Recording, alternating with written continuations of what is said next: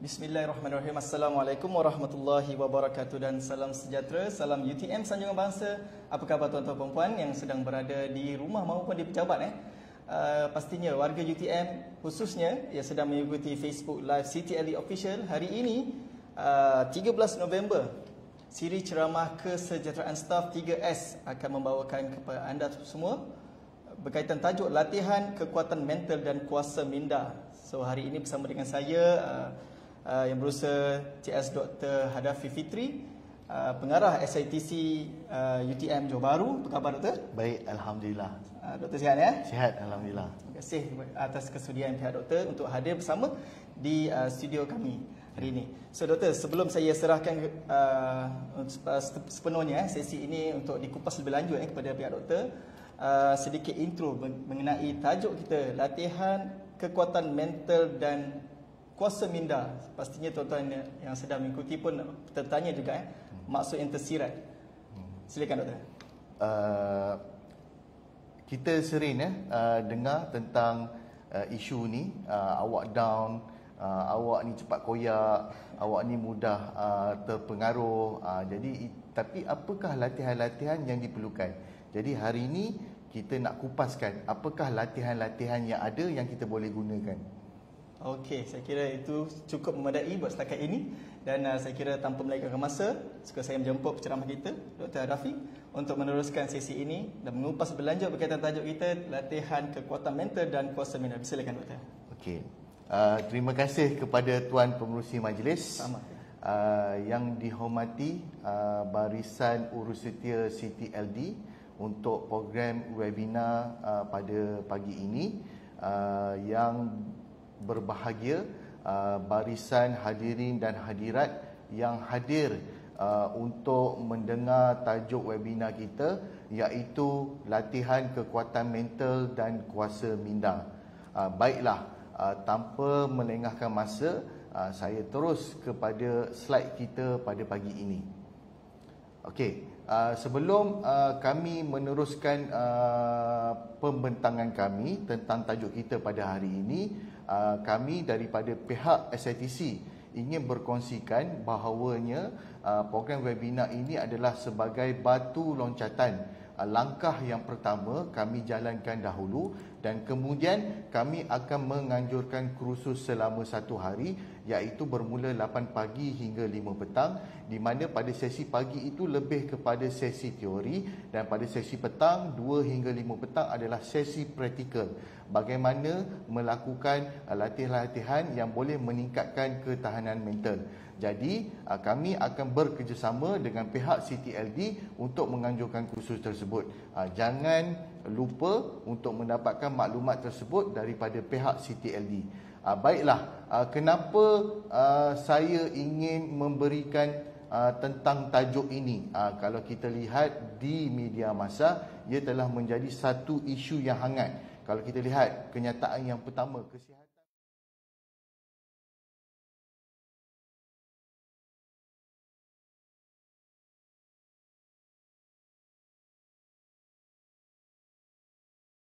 tidak boleh menjalankan sebarang aktiviti, menyebabkan ramai orang mengalami masalah mental health problem. Kes belia cuba bunuh diri semakin serius. Yang ini juga kita perlu ambil serius kerana ia berlaku di IPTA awam. Bukan jauh, malah dekat dengan kita kerana kita berada di dalam UTM. Dan akhir sekali, isu kesihatan mental adalah tanggungjawab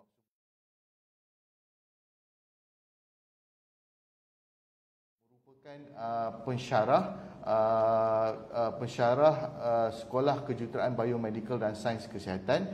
Saya ditugaskan untuk mengajar subjek psikologi sukan, di mana pada masa yang sama juga saya juga telah ditugaskan oleh Akademi Kejurulatihan Kebangsaan untuk memberi tajuk subjek psikologi sukan kepada atlet-atlet di peringkat kebangsaan. Jadi untuk maklumat semua, saya terpanggil untuk berkongsi secebis ilmu dan pengalaman apakah latihan-latihan ketahanan mental yang kita boleh lakukan untuk mengelakkan daripada diri kita mudah putus asa ataupun mudah down. Dalam bahasa sekarang ni, awak down seorang-seorang. Itu antara yang sangat bagus. Saya gemar kepada abang tersebut. Ia memberi motivasi kepada kita semua agar tidak mudah down. Okey, seterusnya kita terus kepada ujian yang pertama. Kita tengok kepada gambar rajah ini. Saya bagi masa dalam 5 saat. Minta tuan-tuan dan puan-puan yang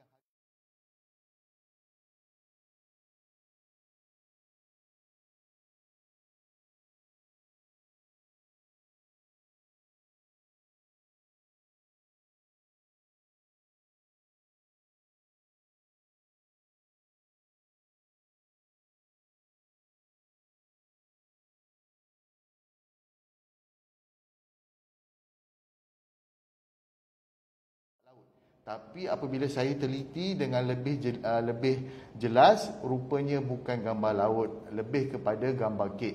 Ia jelas menunjukkan bahawasanya minda kita dalam keadaan letih. Okey, yang seterusnya, saya minta masa dalam tempoh 5 saat, cuba lihat dalam gambar.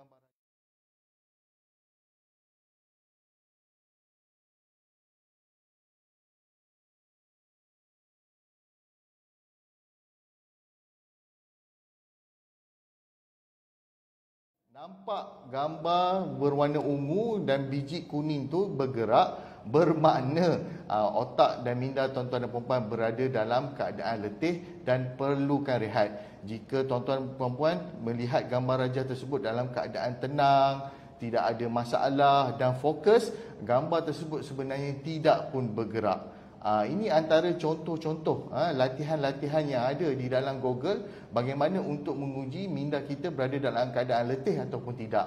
Sangat mudah tuan-tuan dan puan-puan. Okey, kita teruskan kepada tajuk kita hari ini, kekuatan mental dan kuasa minda. Okey, ini yang diberitahu kalau kita melihat kepada rancangan-rancangan martial art, sifu-sifu martial art, dia selalu cakap, dia kata orang yang ingin melakukan cubaan membunuh ataupun menggunakan pisau, apabila melakukan serangan, ia dalam keadaan bahaya. Orang yang tersebut yang berada dalam keadaan bahaya sebab dia hanya memberi tumpuan kepada pisau tersebut dan dia pegang pisau tersebut sebagai senjata. Tetapi kalau maha-guru ataupun sifu-sifu dalam martial art, mereka mengatakan bahawa mereka tidak memerlukan weapon kerana siku mereka adalah weapon, tangan mereka adalah weapon, kaki mereka adalah weapon. Jadi bahawasanya nak menunjukkan bahawa panca indera yang ada di dalam diri kita ini adalah satu komponen yang sangat penting dan kita seharusnya menggunakan dengan baik. Dengan itu juga saya nak menunjukkan bahawa kepentingan kita mengaktifkan otak kita, melakukan latihan otak kita agar kita mempunyai ketahanan mental yang kuat dan tidak mudah down. Okey, seterusnya yang ini saya ambil daripada Kementerian Kesihatan ya, bukannya ambil daripada mana-mana. Memang okey, kalau kita lihat kat sini, apakah kenapa anda stres, diri sendiri kecewa, keluarga, pekerjaan tidak cemerlang dalam kerja, komuniti, bertengkar dengan jiran, kesesakan lalu lintas, persekitaran yang tidak selesa, tragedi, menunggu lama. Okey, kita lihat pula apakah yang perlu diamalkan untuk mengelakkan stres. Bertenang, bernafas, beribadat, berurut, beriadah, bersenam, berfikiran positif. Ini antara contoh yang telah dikeluarkan, template yang dikeluarkan yang boleh kita guna pakai untuk melihat apa itu stres dan bagaimana untuk menangani stres. Saya yakin yang melihat dalam program kita pada pagi ini semuanya pun telah tahu dan telah maklum perkara-perkara tersebut. Cuma bagaimana adakah kita mengamalkan perkara tersebut untuk mengelakkan stres ataupun tidak. Contoh, tidur yang cukup, melakukan exercise, melakukan hobi, melakukan vacation, bercuti, melakukan meditation dan sebagainya. Ini antara contoh-contoh yang mudah untuk mengelakkan stres, tapi adakah kita benar-benar lakukan perkara tersebut? Okey, daripada stres ia boleh membawa kepada kemurungan. Kemurungan ini adalah sangat penting tuan-tuan dan puan-puan. Tuan-tuan dan puan-puan kena tahu bahawa komplikasi kemurungan boleh kecenderungan untuk membunuh diri, menyebabkan kesengsaraan yang kronik dan hilang ingatan. Jadi pada pagi ini saya ingin juga sekali lagi, sebab mungkin yang ada di dalam program webinar ini ada yang tahu dan ada ramai lagi yang tidak tahu ke mana yang mereka harus pergi sekiranya berlaku perkara tersebut. Contoh, kita ada ujian DAS, iaitu Depression Anxiety Stress Scale, di mana daripada ujian DAS tersebut di dalam portal MyHealth boleh mengeluarkan keputusan, dan apabila keputusan itu telah dikeluarkan, tuan-tuan dan puan-puan boleh rujuk terus kepada klinik-klinik yang berdekatan daripada klinik yang berdekatan tersebut, dan mereka akan melihat perkara tersebut sama ada perlu dirujuk ke peringkat psikiatri. Jadi ini antara protokol dia, bagaimana untuk kita membantu orang-orang yang mengalami masalah kemurungan ataupun cenderung untuk membunuh diri. Okey, apa dia DAS, doktor? DAS, Stress, Anxiety, Depression. Yang ini model yang ditunjukkan. Daripada stres dia boleh ke arah anxiety dan dia juga boleh ke arah depression. Apabila ke arah depression, ia adalah di peringkat yang paling bahaya kerana ia boleh membawa kepada tahap membunuh diri dan mencederakan diri. Jadi tuan-tuan dan puan-puan yang hadir dalam program ini, tuan-tuan dan puan-puan perlu tahu. Jadi kita perlu cegah di peringkat awal, di peringkat stres tersebut. Kita memberi ujian DAS, daripada ujian DAS tersebut kita mengeluarkan keputusan, daripada keputusan yang kita perolehi, kita terus hantar ke klinik yang berdekatan. Okey, bagaimana kita nak hack murung? Murung lawan dia gembira. Yang ini dah ada, dah dikongsikan infografik yang menarik, di mana di dalam tubuh badan kita akan mengeluarkan hormon serotonin, akan mengeluarkan hormon oksitoksin, akan mengeluarkan hormon endorfin. Tapi kalau tuan-tuan dan puan-puan lihat dalam gambar raja tersebut, saya telah highlightkan dengan berwarna merah, bulat merah dan kotak merah. Kenapa? Do some exercise, go for a walk, do some cardio, get some sunshine, practice meditation. Semuanya percuma, tidak memerlukan sebarang bayaran, tuan-tuan dan puan-puan. Hanya keluar daripada pintu rumah, pakai kasut, pakai pakaian yang sesuai dan keluar melakukan exercise yang ringan untuk mengeluarkan hormon gembira, hormon serotonin, hormon oksitosin dan hormon endorfin.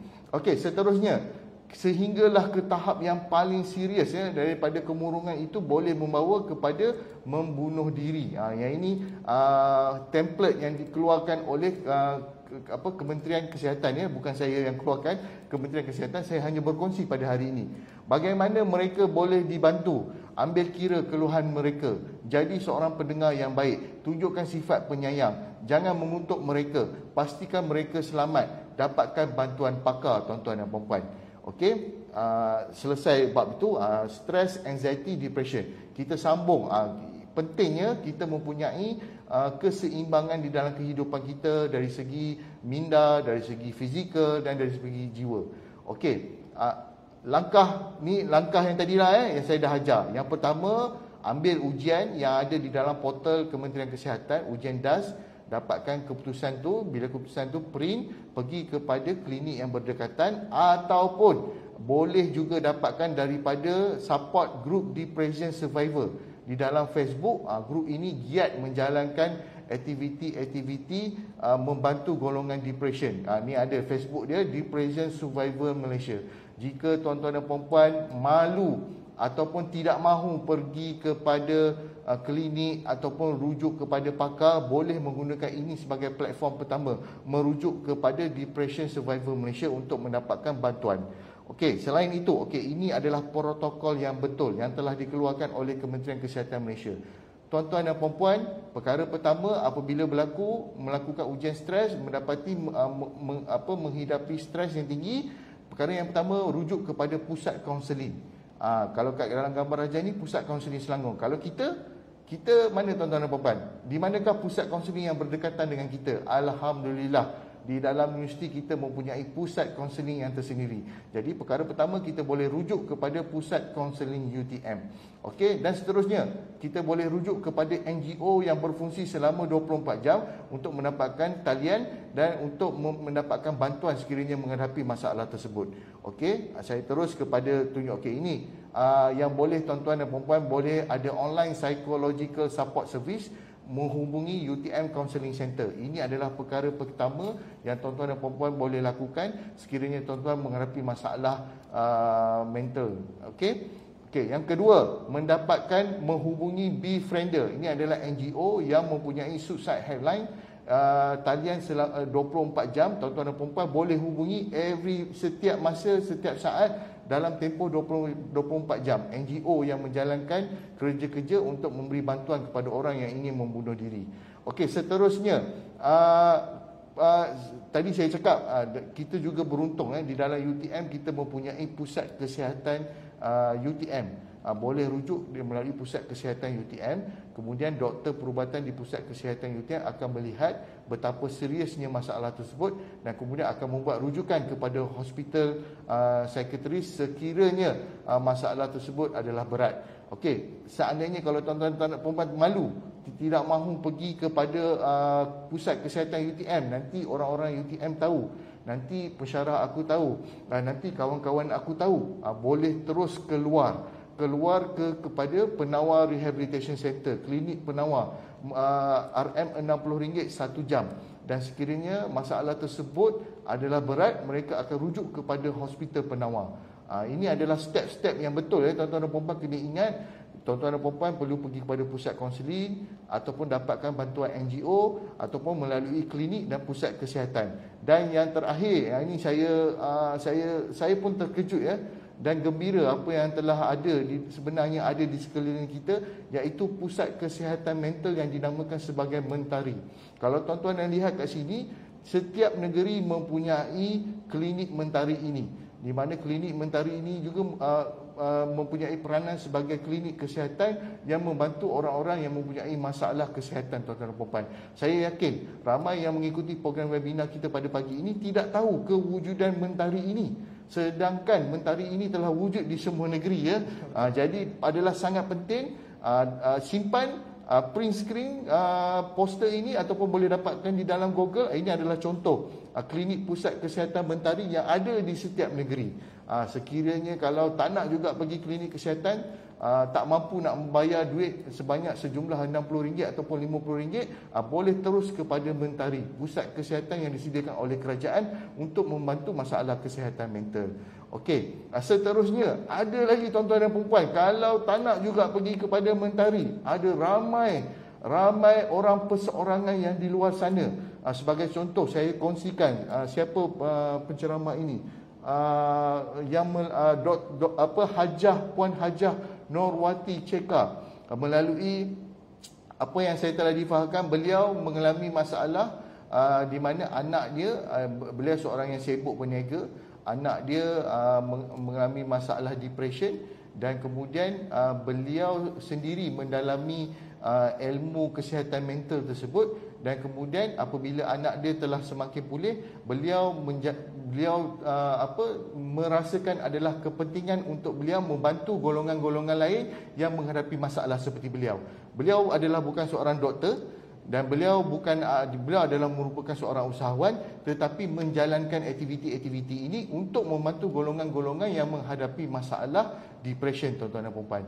Okey, sepintas lalu secara laju tentang perlunya saya berkongsikan perkara ini sebab tak semua orang yang mengikuti webinar kita pada hari ini tahu tentang perkara tersebut. Okey, selain daripada itu selain memenuhi tuntutan subjek psikologi sukan yang saya perlu ajar dalam kos sains sukan ataupun dalam akademi kejuratan kemasaan, saya juga perlu menyertai pelbagai kursus agar saya kompeten untuk bercakap tentang psikologi sukan. Sebagai contoh, saya mengikuti kursus lay counselor, kursus DSM-5 dan kursus psikologi sukan yang dianjurkan oleh UPN. Jadi sebab ini penting, sebab nanti ramai yang tanya, Dr. Hadafi tu suka-suka hati je cakap tentang ketahanan mental. Suka-suka hati je cakap tentang psikologi sukan. Siapa dia? Apa kelayakan dia? Dia ada degree psikologi sukan ke? Dia ada master psikologi sukan ke? Tak, tuan-tuan dan puan. Niat saya hari ini lebih kepada berkongsi secebis ilmu dan pengalaman untuk membantu golongan-golongan yang menghadapi masalah di luar sana.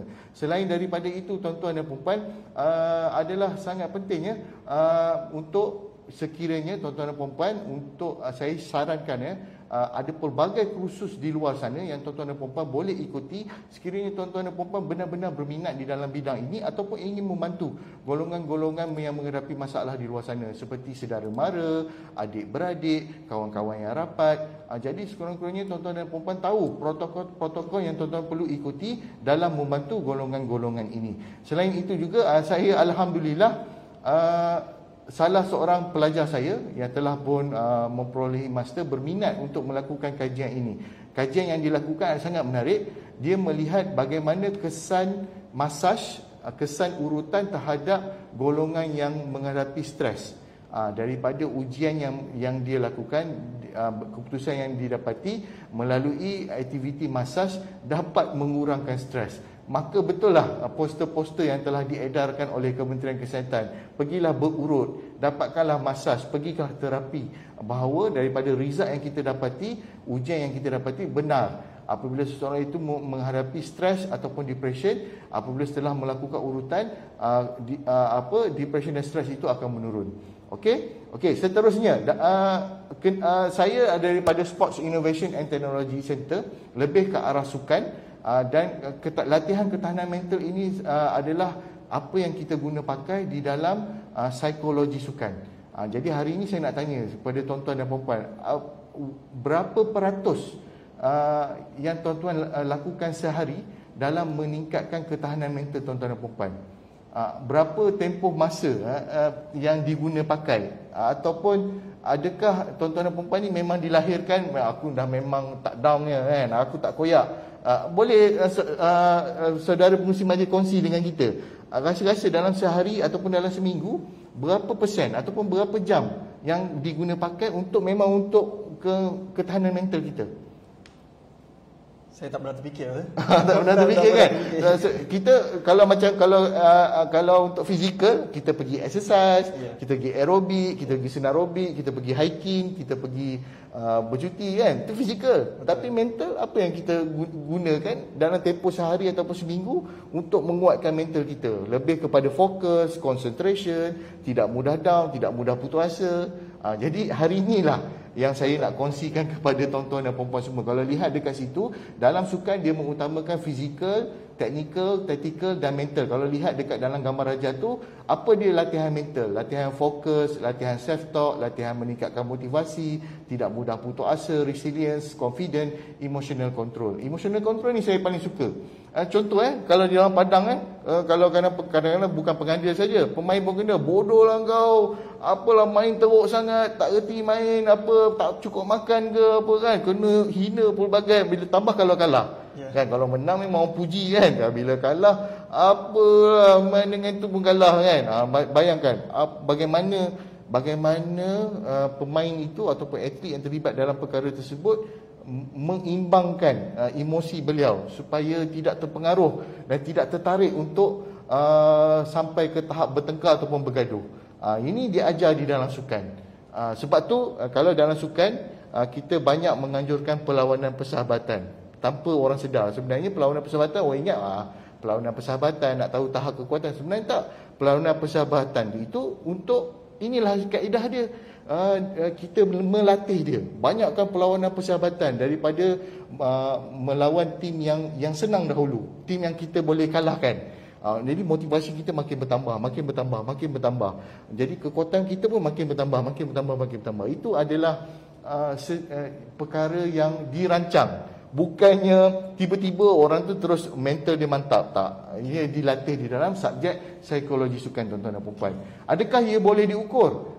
Alhamdulillah, dengan teknologi yang ada di Malaysia ataupun di dunia sekarang, kita boleh mengukur otak kita ataupun mental kita melalui penggunaan alat EEG, Electroencephalogram, EEG. Daripada EEG itu dia akan mengeluarkan signal. Daripada signal itulah yang akan dibaca oleh pakar-pakar perubatan ataupun pakar-pakar signal.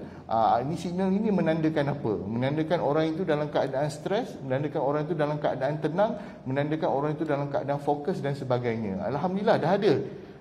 Dan dalam UTM pun ada. Ramai pakar-pakar, pensyarah-pensyarah kita yang ada alatan ini, yang melakukan aktiviti kajian-kajian di dalam perkara ini. Jadi sebagai contoh, pusat kaunseling UTM ataupun pusat kesihatan UTM boleh melakukan kerjasama, kolaborasi bersama pensyarah-pensyarah yang memang menjalankan aktiviti ini. Contoh pensyarah yang terlibat dalam bidang signal processing. Mereka betul-betul melakukan kajian tentang perkara-perkara ini. Okey, kita sambung. Apakah EEG user untuk orang yang mengalami masalah brain tumor, brain damage, inflammation of the brain, stroke, sleep disorder. Maknanya kalau pergi kepada hospital, doktor perubatan akan pakai EEG untuk melihat dalaman otak itu apa yang berlaku, dan akan mengeluarkanlah result keputusan. Okey, ini selain daripada EEG, sekarang ni ada pelbagai lagi DMRI, fMRI, EEG, MEG, modeling, ECOG, MRI. Dah ada pelbagai lagi kaedah yang diguna pakai dalam bidang perubatan untuk mengesan apa yang berlaku di dalam otak. Jadi nak menunjukkan dekat sini bahawasanya ketahanan mental ini kita boleh ketahui apa keputusan dia, apa yang berada di dalam otak kita sekarang ni.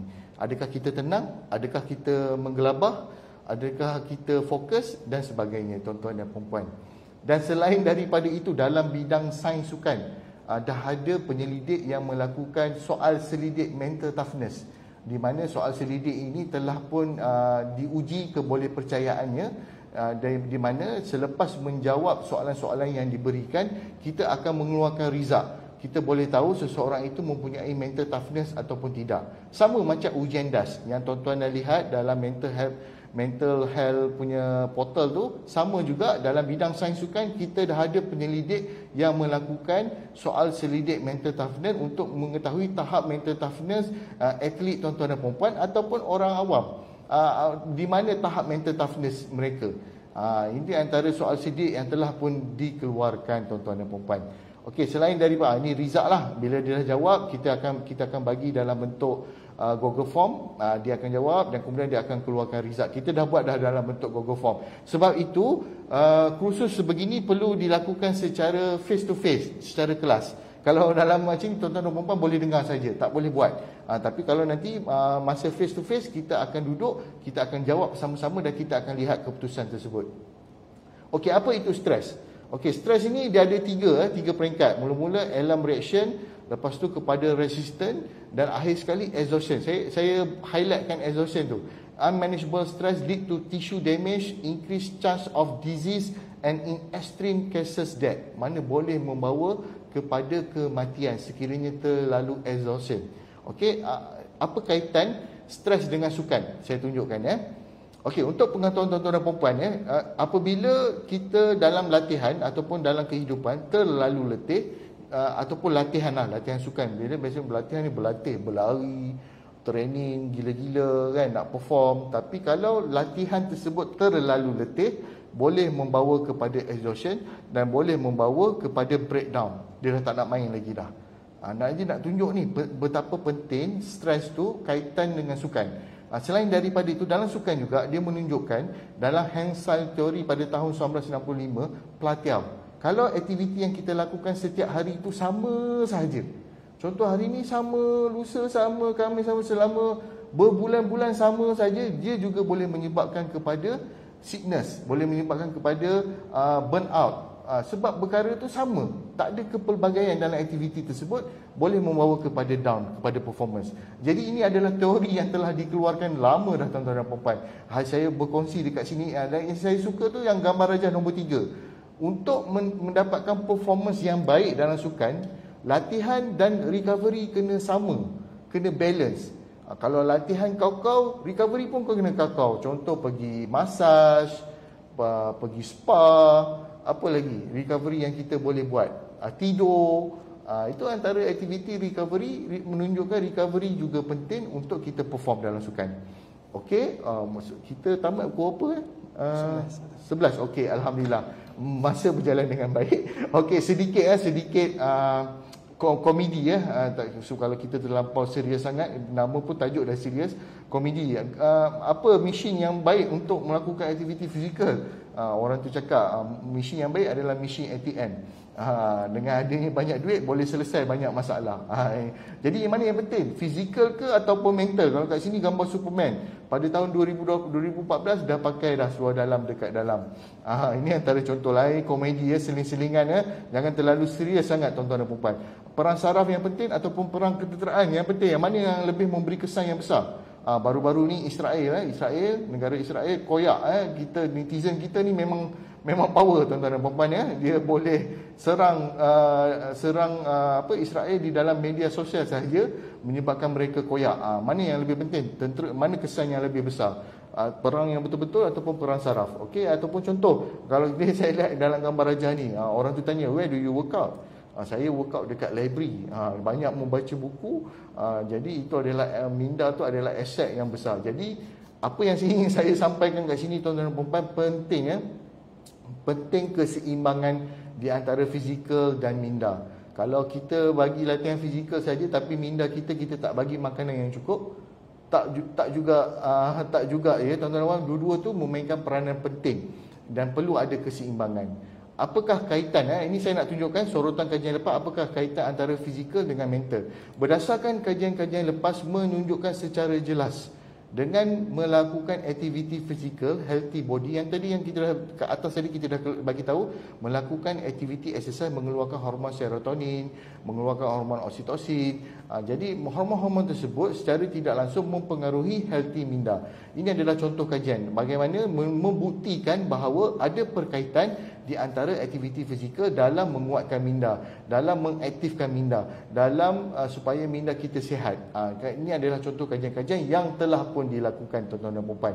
Ini tadi saya dah cakap kan EEG. Jadi ini ramai pensyarah-pensyarah di dalam UTM yang melakukan kajian ini, dan saya sarankan pusat kaunseling ataupun pusat kesihatan boleh rujuk kepada pensyarah-pensyarah yang melakukan signal processing terhadap aktiviti EEG tuan-tuan dan puan.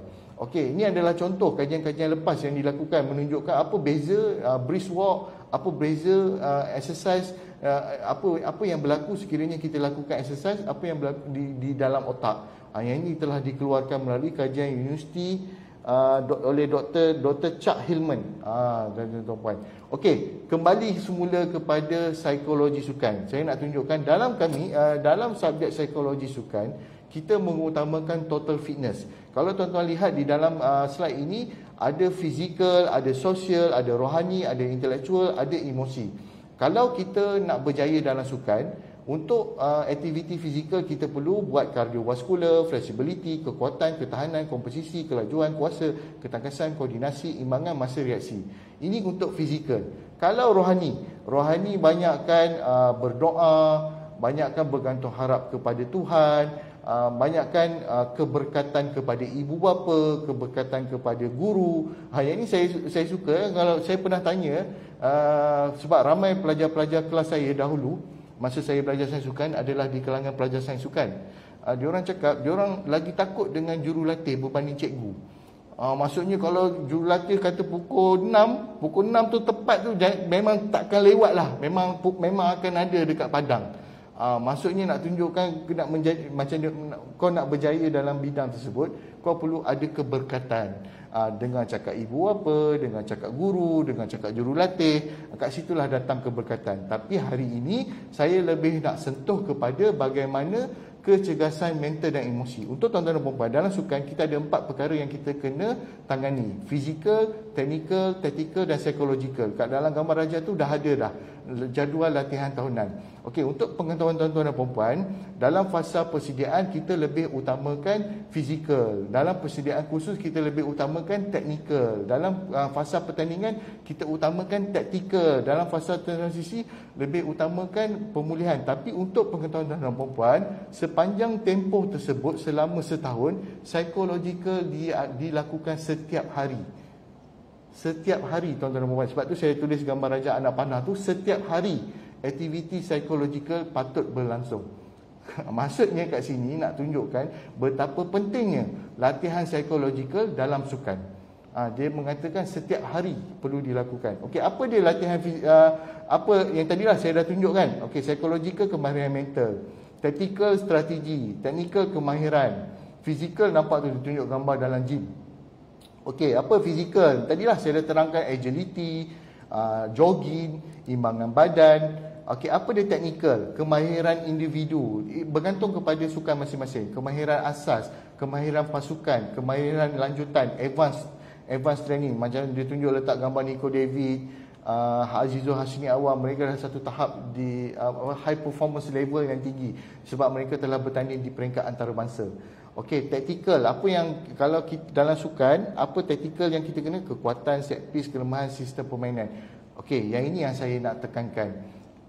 Tajuk kita hari ini, latihan kekuatan mental dan kuasa minda. Apa dia latihan kekuatan mental yang kita boleh berikan kepada kawan-kawan kita, rakan-rakan kita ataupun pelajar-pelajar kita di luar sana. Contoh dekat sini relaksasi, kesepaduan pasukan, imagery teknik, goal setting teknik, latihan kawalan penumpuan. Penumpuan tu fokus lah. Fokus, concentration, attention. Itu macam mana kita nak meningkatkan fokus kita tanpa mempedulikan. Macam tadi contoh kat dalam padang kena kutuk, bu, apalah kau ni, bu. Macam mana kita nak mempedulikan perkara tersebut, kita fokus terhadap permainan kita.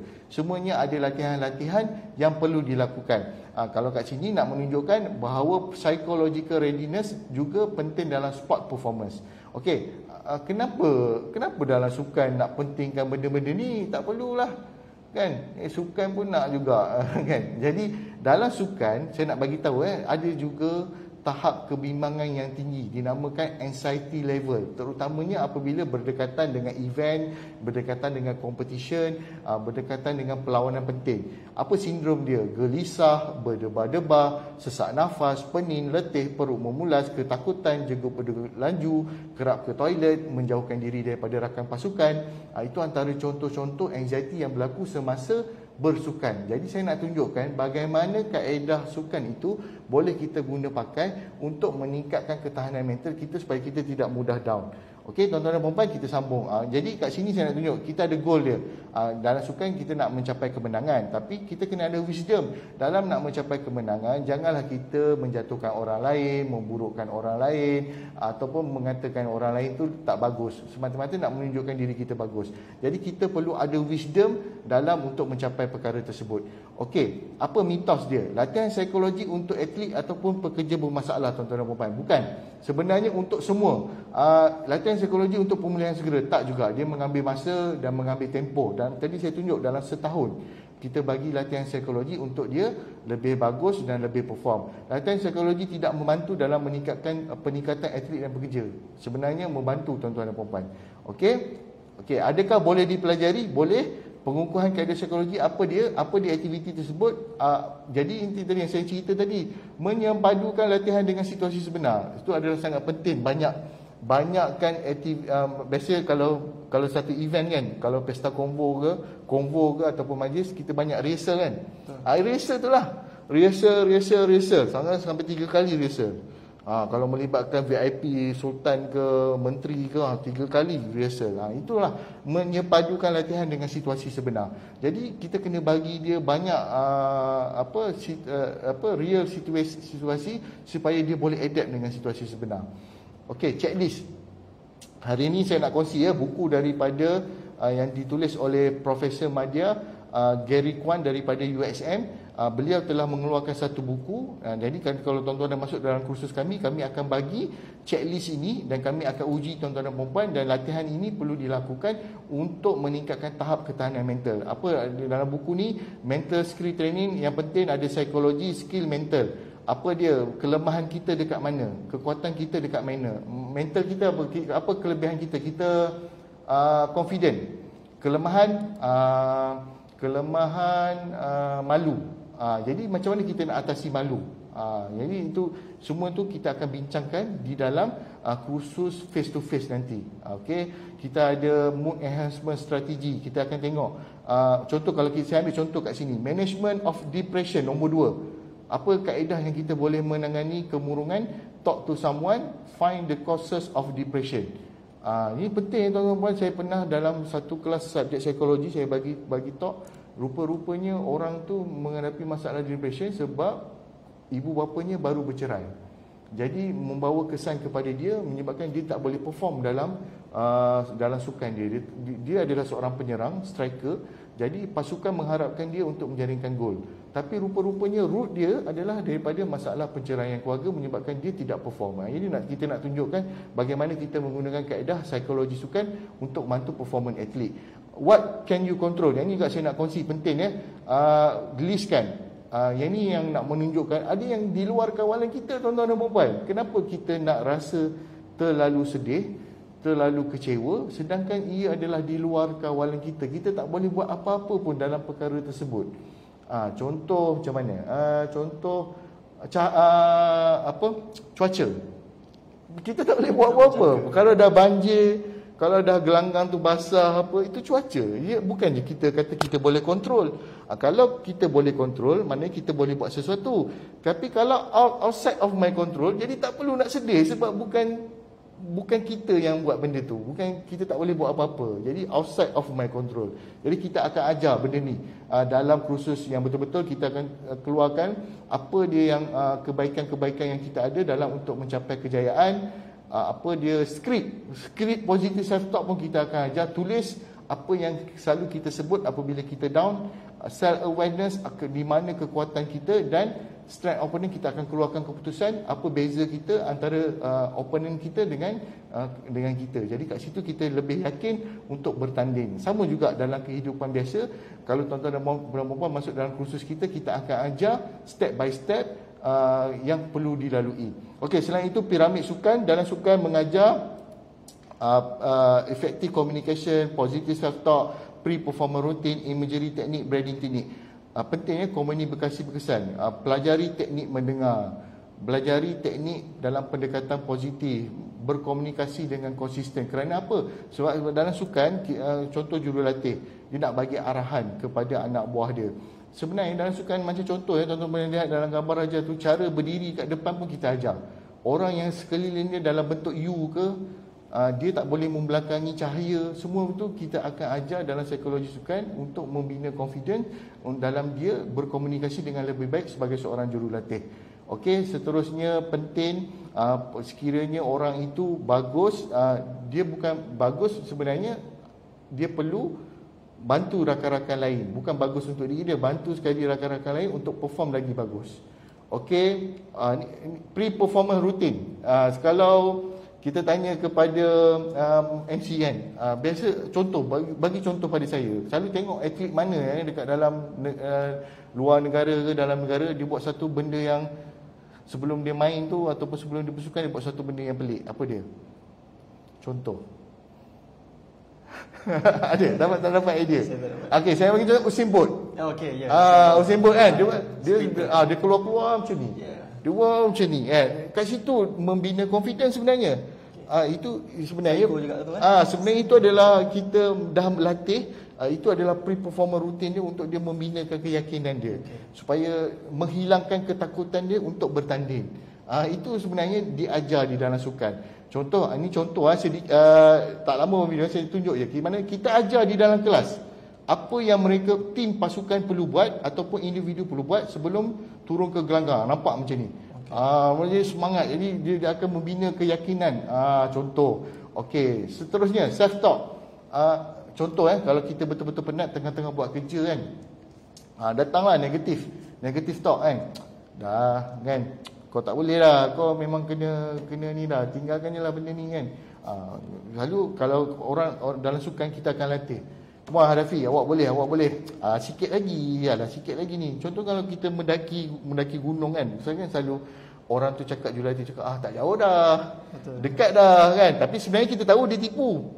Tapi nampak tak, bila dia cakap macam tu sampai dekat otak kita, boleh ni sebab dah tak jauh. Sebenarnya jauh lagi, tapi dia mainkan emosi tu. Self talk tu penting untuk kita buang negatif tu supaya kita lebih yakin. Okey, seterusnya ini dalam nanti kita kalau face to face saya akan tunjuklah bagaimana aktiviti itu dilakukan. Selain seterusnya imagery teknik. Imagery teknik ni sebelum kita dalam gelanggang pada malam tu sebelum tidur kita dah bayangkan.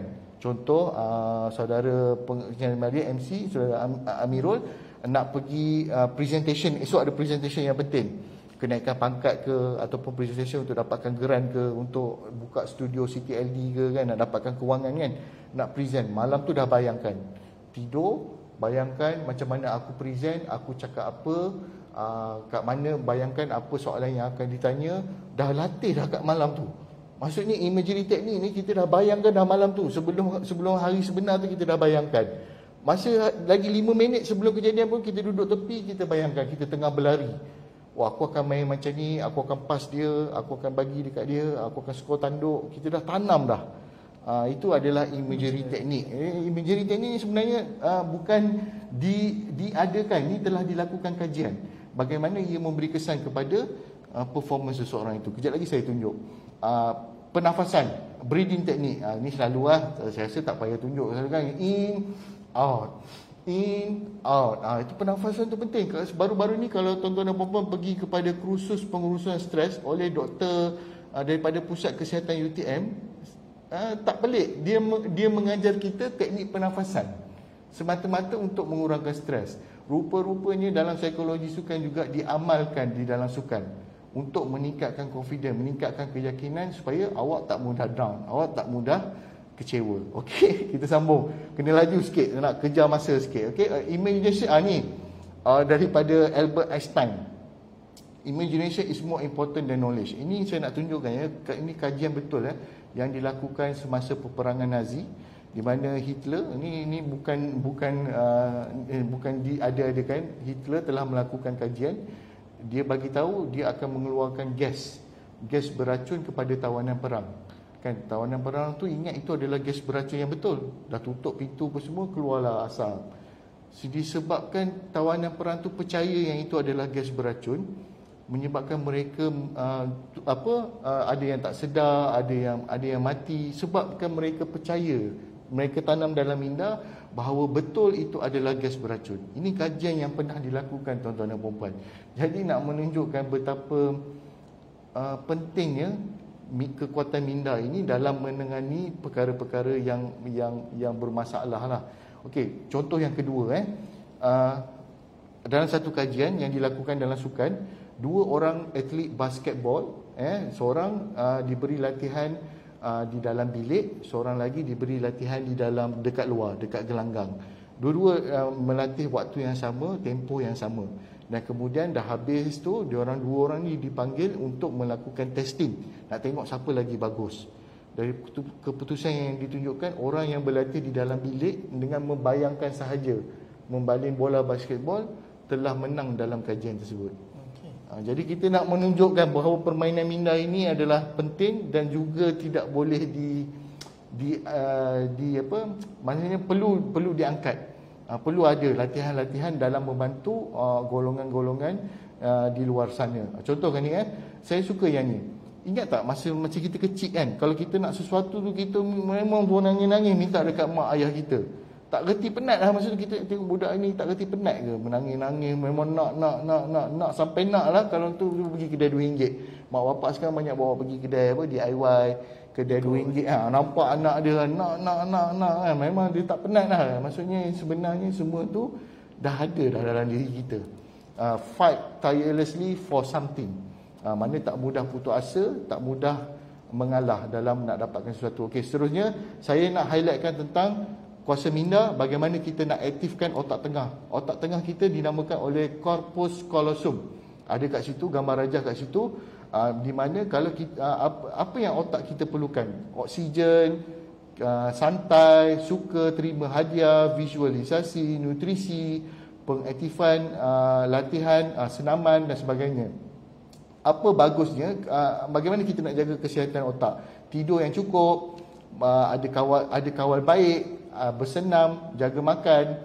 Apa fungsi otak tengah? Otak tengah tu yang tadilah, yang kat situ ada gambar rajah tu, dia mengawal pendengaran dan penglihatan kita. Okey, apa manfaatnya jika otak tengah kita ini berfungsi dengan baik? Meningkatkan daya ingatan, meningkatkan konsentrasi, mengimbangkan hormon, meningkatkan daya intuasi. Daya intuasi tu, hari tu pencegahan jatuh saya dah ajar. Sama juga dalam ni, intuasi tu apa? Hari ni datang kursus, dengar ceramah, dengar webinar, telah dapat pengetahuan bahawa macam ni aku nak aktifkan otak tengah. Bagaimana? Contoh bila orang tu aktif otak tengah, cara dia ni saya tunjukkanlah kajian-kajian buku-buku. Apabila otak tengah dia aktif, cara dia menjawab soalan pun berbeza. Okey, apakah aktiviti yang boleh mengaktifkan otak tengah kita? Dalam kajian menunjukkan aktiviti blindfold activity membantu meningkatkan tahap konsentrasi, meningkatkan tahap attention fokus kita. Contoh blindfold activity ni dalam indoor lah, yang boleh mengaktifkan otak tengah, dan pada yang sama developing sixth sense. Okey, ni aktiviti blindfold activity outdoor, mengaktifkan otak tengah. Nah, dalam meningkatkan intuasi kita, meningkatkan konsentrasi kita dan sebagainya. Kan kita selalu tengok dalam movie kan, apa Van Damme ke apa ke, tutup mata apa semua. Rupa-rupanya itu kajian-kajian yang telah dilakukan yang menunjukkan dengan mengaktifkan, dengan melakukan aktiviti blindfold, mengaktifkan otak tengah kita tanpa kita sedar, tuan-tuan dan puan-puan. Jadi apa kebaikannya bila otak tengah tu baik, otak tengah tu aktif? Academic performance, performance in sports, IQ, memory, concentration, creativity, self-confidence akan meningkat. Itu contoh dia, tuan-tuan dan puan-puan. Okey, sikit lagi saya target cuba habis dalam tempoh 11-10 minit. Lepas tu saya akan serahkan kepada pengacara majlis. Ini yang terakhir, 5 ciri pembinaan ketahanan mental. Yang pertama, mesti sikap positif. Orang kritik apa, orang cakap apa, orang hina apa, jangan pedulikan, teruskan seperti biasa, kukuhkan diri lagi. Tengok, ambil yang baik, yang tak baik tu lupakan. Ambil yang baik, tengok bagaimana kita boleh meningkatkan diri kita.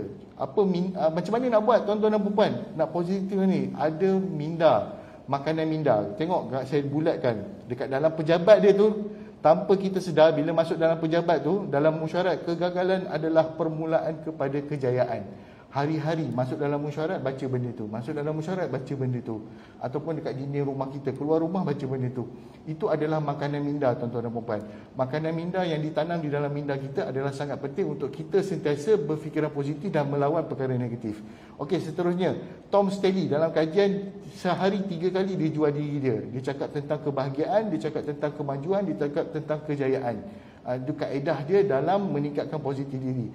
Okey, cuba tengok dalam gambar raja ni. Hari ni saya nak ajar satu perkara yang penting. Kita nak tunjukkan bagaimana otak kita ni telah mengalami corruption yang teruk. Sebab yang ini sendiri, saya telah melakukan kajian ini sendiri dengan, sebab saya sebagai motivator di sekolah, saya bagi talk kepada pelajar sekolah rendah. Saya tunjuk kepada gambar raja ini pada budak sekolah rendah. Budak sekolah rendah menjawab dengan betul. Mereka hanya nampak 9 ekor dolphin. Berbanding kita nampak benda lain. Kita nampak orang tengah melakukan perhubungan intim, orang tengah berpeluk, sebab otak kita telah mengalami corruption.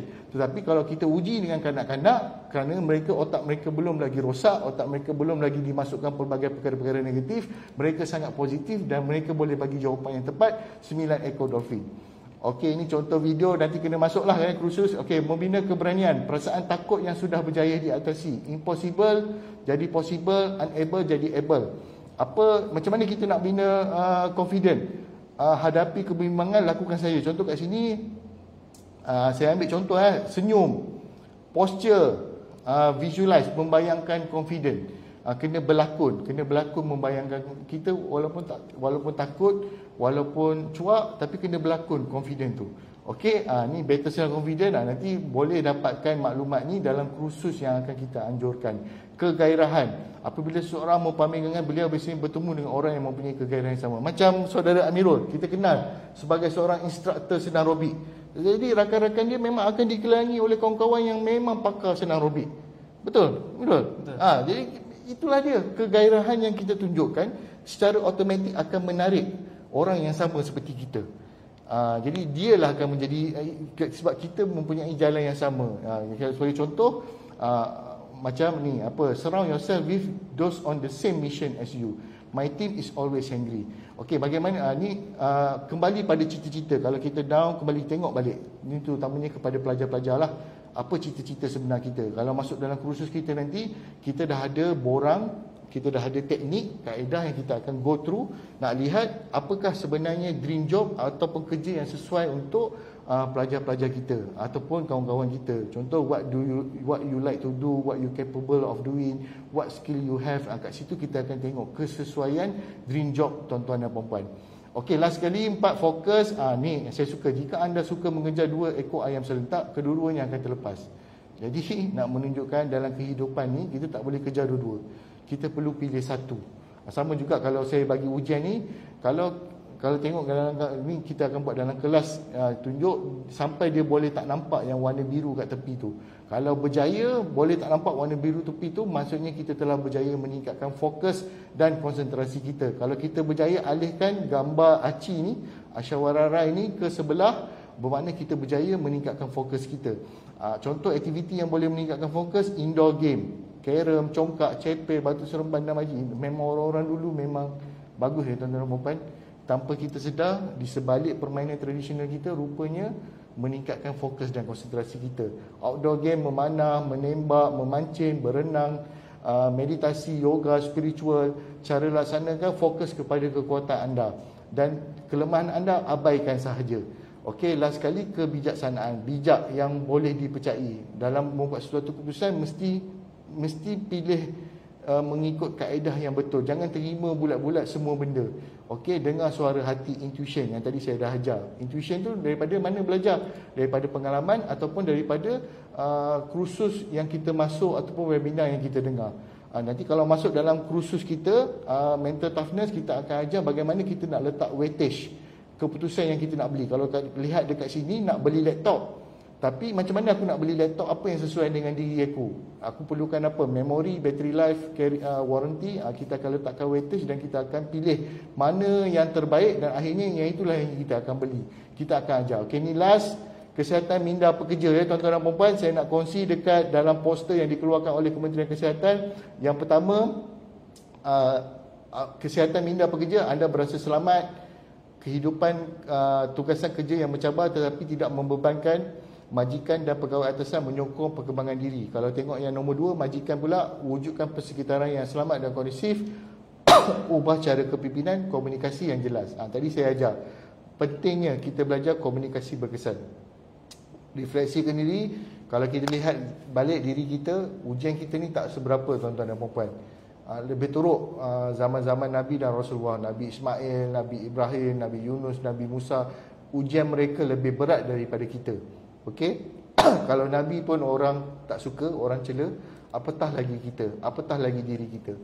Okey, the end, thank you for every dark night there's a brighter day. Itu sahaja daripada saya. Terima kasih dan saya serahkan kepada pengacara majlis. Okey, alhamdulillah, terima kasih kita ucapkan kepada yang berusaha doktor atas perkongsian ataupun kupasan yang saya kira sangat padat info yang kita dapat kita boleh ambil dan kita boleh pelajari dan kita boleh orang kata hadam lah orang kata First of all, saya sendiri sempat juga saya ikuti bersama dengan sesi doktor ni. Kita boleh tahu minda kita, saya sendirilah minda saya pun tengah tenat kot rasanya. Tengah penat. Jadi tadi tak nampak gambar kek ni, nampak gambar laut bola tu berpusing tak? Ya, bola tu berpusing. Saya nampak yang bola berpusing. Penat tu. Terima kasih sekali lagi doktor Alhamdulillah banyak ilmu yang kita dapat pelajari. Doktor, sebenarnya saya tengok dalam chat di komen, ruangan komen di Facebook, ada banyak juga soalan doktor. Nampaknya kita memang boleh tajuk ni memang masa dah tak cukup. Betul, apa. Cuma saya mungkin boleh pick up satu boleh satu dua je kan. Memang masa dah ni kan mencemburui kita. Apa insya-Allah. Saya takut kan penonton kita kan dia ni pula nanti merajuk tak jawab soalan yang diajukan oleh saudara saya tak tahulah ni saudara ke ataupun saudari NZR Legacy, macam itulah namanya. Banyak doktor, saya ingat dalam 3, 4, 5 soalan daripada beliau lah saya cuba ambil yang pertama. Okey, yang pertama soalan yang dikongsikan bagaimana untuk menjadi pendengar yang tidak toksik katanya. Macam tu atau menjadi sebahagian dari pendengar yang boleh diterima oleh pesakit seperti ini. Okey, melalui kursus yang telah saya ikut, kursus lay counselor ataupun kursus DSM-5, sebab itu sangat penting sebenarnya orang awam seperti kita mengikuti program webinar ini, mengikuti kursus-kursus yang dianjurkan. Sebab dalam untuk menangani perkara ini ada protokol-protokol yang kita tidak boleh langgar. Sebagai contoh tadi kan, sepatutnya kita harus menjadi pendengar sahaja, mendengar masalah yang diberitahu dan kita tidak boleh beri solution kepada beliau. Sebab kita tahap untuk orang awam, kita tidak dibenarkan untuk sampai ke tahap itu. Jadi kita hanya menjadi pendengar yang setia, mendengar masalah yang ingin diberikan dan kita ambil berat terhadap masalah tersebut. Itu jawapan saya.